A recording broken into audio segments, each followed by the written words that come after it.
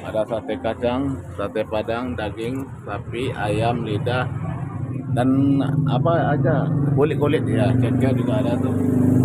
Bagi yang berminat, ini seperti yang hobi tambul, tulang-tulang ada, ini kuah kacang,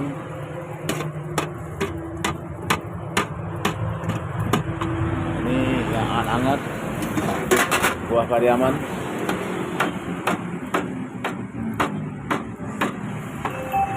Silahkan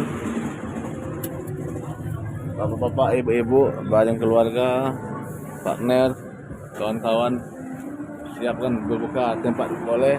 Saya menyediakan tempat sate Takanajo Bundaran Urabas yang berlokasi Simpang Gajah Mada sebelum Bundaran Curup Dwi Tunggal.